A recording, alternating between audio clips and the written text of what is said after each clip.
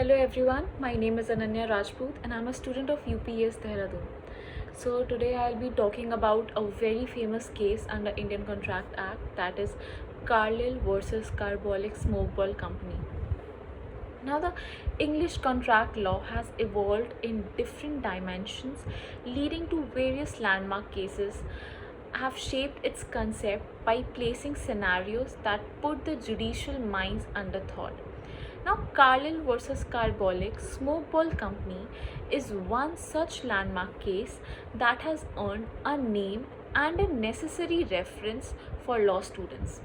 Its decision was given by the English Courts of Appeal.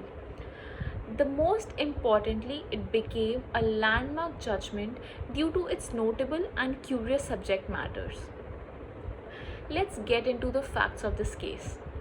The Carbolic Smokeball Company came out with a new advertising strategy that would require the company to advertise that the carbolic smoke ball was a definite pancure for influenza, hay fever, coughs and colds, headaches, whooping cough, and any other sore throat related troubles. Now, the company was in fact very confident of the usefulness of this product. They also claimed that the carbolic smoke ball was not only the possesses the ability to cure influenza, but also prevent the users from getting any type of common flu.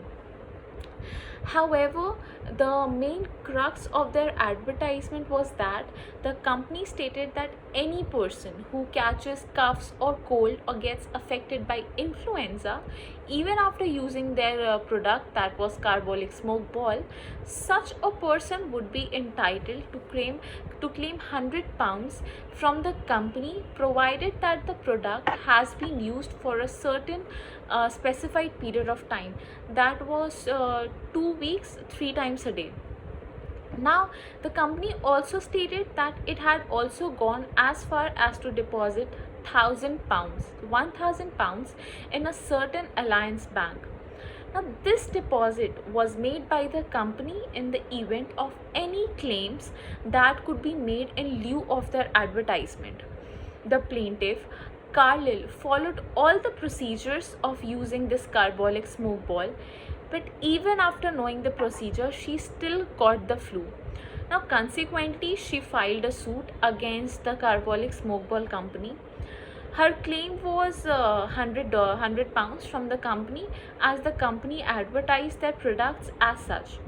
Now, the court ruled in her favor.